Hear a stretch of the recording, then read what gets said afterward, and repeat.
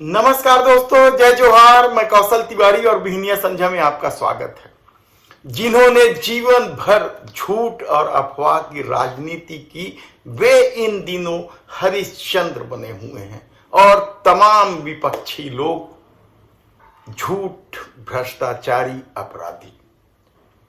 जिन लोगों ने जीवन भर छोटे छोटे दलों के आसरे सत्ता तक पहुंचा, वे लोग अब मोनोपल्ली का खेल खेल रहे हैं। लेकिन कल सुप्रीम कोर्ट में जिस तरीके से चीफ जस्टिस जेवाई चंद्रचूड़ ने उनकी पोल खोल दी, वह कम चौंकाने वाला नहीं है। दरअसल मामला चल रहा है चुनावी चंदे में इलेक्टोरल बॉन्ड का।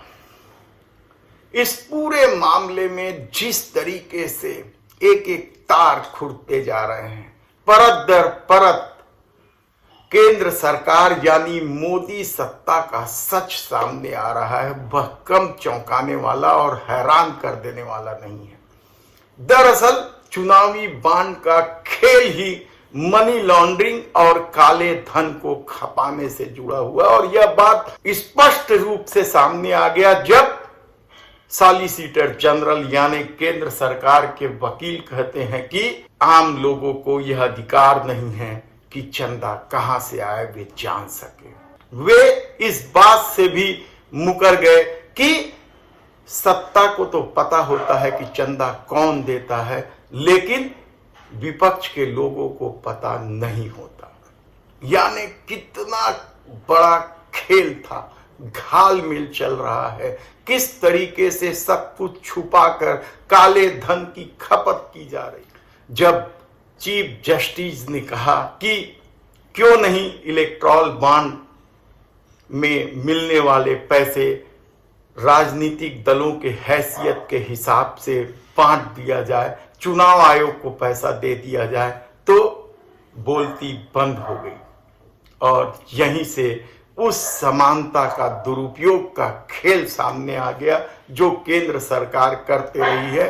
और सीधे सीधे यह बात सामने आ गई कि कारपोरेट सेक्टर चंदा सिर्फ इसलिए देते हैं कि वे अपने हितों के अनुरूप सरकार से फैसला कर सके। लेकिन आज हम बात करेंगे छत्तीसगढ़ में होने वाले चुनाव को लेकर। पहले चरण में 7 नवंबर को मतदान होना है। पहले चरण में 20 सीटों पर हो रहे इस मतदान में कौन कहां है, यह हम विस्तार से आपको बताएं। इससे पहले बता दें कि पिछले चुनाव में कांग्रेस ने इन 20 सीटों में से 19 सीटें जीत ली थी। क्या इस बार भी 19 सीटें जीतेंगे? क्या होगा खेल?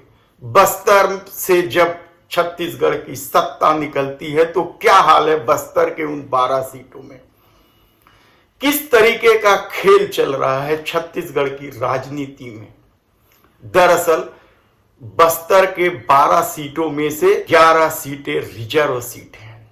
एकमात्र जो सीट जगदलपुर सामान्य वर्ग के लिए है, वहां दोनों ही पार्टियों ने यानी कांग्रेस और भाजपा दोनों ने ही अपने पूर्व महापौर को टिकट दी है।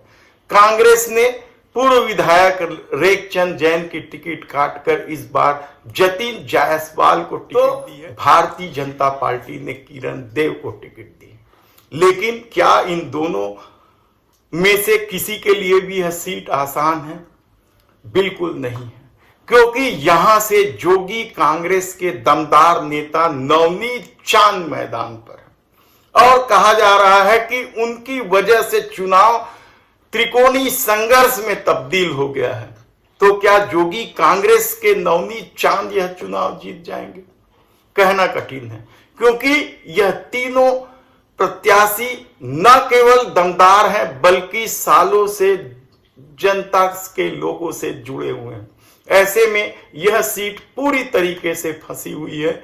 लेकिन प्रदेश अध्यक्ष दीपक बैज का सीट चित्रकोट का क्या हाल है? चित्रकोट भी फंस चुका है।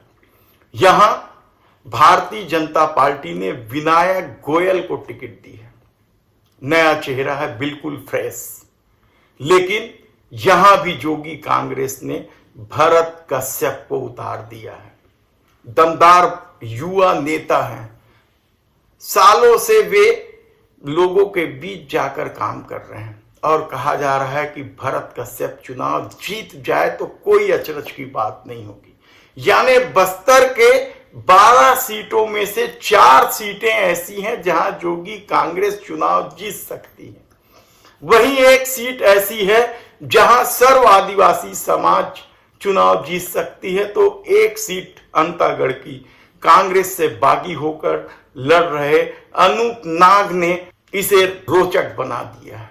फिर बीजापुर की सीट, यहां भी रामाधार जुर्री जोगी कांग्रेस के नेता हैं, जबरदस्त ढंग से मेहनत। यहां से विक्रम मंडावी को कांग्रेस ने टिकट दी है, तो भारतीय जनता पार्टी ने अपने पूर्व मंत्री महेश गागड़ा को टिकट दी। इसके अलावा कोंडागांव महत्वपूर्ण सीट है, कोंडागांव, क्योंकि यहां से कांग्रेस के पूर्व अध्यक्ष मोहन मरकाम चुनाव लड़ रहे हैं और वे भी क्या बुरी तरीके से फंस गए या आसानी से निकाल लेंगे, कहना कठिन है। यहां से भारतीय जनता पार्टी ने अपने पूर्व मंत्री लता उसेंडी को टिकट। लता उसेंडी के बारे में किस तरह की चर्चा रही है और वे पिछला चुनाव कैसे हारी थी, वह भी किसी से छिपा नहीं। ऐसे में मोहन मरकाम की स्थिति आसान हो जाती यदि यहां से जोगी कांग्रेस मैदान पे नहीं होते। जोगी कांग्रेस ने यहां से नेताम को उतार दिया है, दमदार नेता माने जाते हैं, और ये ऐसे 4 सीटें हैं जहां कौन जीतेगा कहना मुश्किल है, लेकिन जोगी कांग्रेस ने पूरे बस्तर में धमाल मचा के रखा है, कहा जाए तो गलत नहीं होगा। यानी कुल मिलाकर देखा जाए तो यहां भारतीय जनता पार्टी की स्थिति खराब है और वह पिछले बार 1 सीट जीती थी, बाद में उपचुनाव हुए तो 12 के 12 सीट कांग्रेस जीत गई थी। इस बार क्या कांग्रेस सभी 12 सीटों पर चुनाव जीत पाएगी?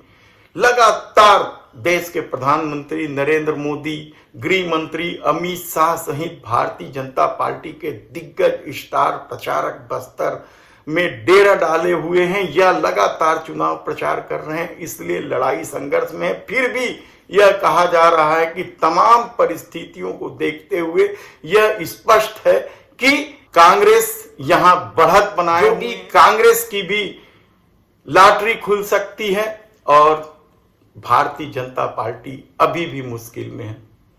तब बचे 8 सीट, जिनमें से एक सीट है डोंगरगढ़ की सीट। डोंगरगढ़ से कांग्रेस ने नया चेहरा उतारा है, हर्षिता स्वामी बघेल को। यह सुरक्षित सीट है और भारतीय जनता पार्टी ने यहां अपने पुराने विधायक पर ही भरोसा करते हुए विनोद खांडेकर को चुनाव में उतारा है। बेहद ही दिलचस्प हो रहा है यह चुनाव और दिलचस्पी की वजह यह है कि यहां भी जोगी कांग्रेस ने जोरदार प्रत्याशी दे दिया है। प्रत्याशी कौन है? भारतीय जनता पार्टी के अनुसूचित जाति विभाग के अध्यक्ष रामजी भारती के भाई लोकनाथ भारती को उतार दिया। लोकनाथ भारती बेहद ही चर्चित है और कहा जा रहा है कि वे चुनाव जीत भी सकते हैं। हालांकि यहां कांग्रेस की जीत की संभावना ज्यादा देखी जा रही है, लेकिन लोकनाथ भारती कड़ी टक्कर दे रहे हैं।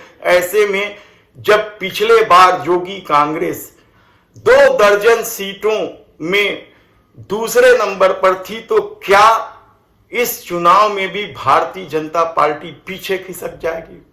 कहना कठिन है, लेकिन इससे भी महत्वपूर्ण सीट पंडरिया की है।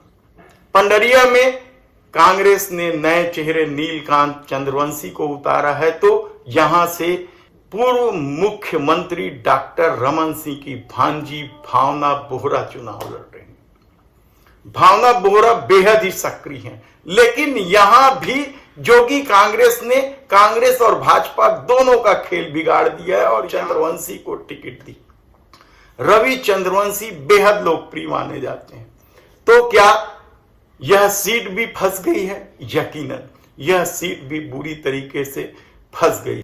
यानी आप देखें तो इन 20 सीटों में से आधा दर्जन सीटों पर जोगी कांग्रेस ने जबरदस्त खेल खेल दिया है और भारतीय जनता पार्टी को मुश्किल में डाल दिया है, क्योंकि कहा जा रहा है कि सत्ता विरोधी वोट जो भारतीय जनता पार्टी को मिलते वह सीधे सीधे जोगी कांग्रेस या आम आदमी पार्टी भी चुनाव लड़ रही है उन्हें जा रहा है, और भारतीय जनता पार्टी की स्थिति पिछले चुनाव की तरह ही बनी हुई है। यह महत्वपूर्ण सवाल है। ऐसे में देखना है कि आने वाले दिनों में क्या कुछ होगा, हम आपको बताते रहेंगे, क्योंकि 7 नवंबर को यहां मतदान है। उसके पहले क्या कुछ किन सीटों में किस तरीके का खेल हो रहा है, कांग्रेस किस तरीके से बढ़त बनाई हुई है, भारतीय जनता पार्टी की दिक्कत क्यों बढ़ गई है। और महत्वपूर्ण सीट है कवर्धा, एक सीट हम बताना भूल गए थे, कवर्धा में भी 7 नवंबर को मतदान है।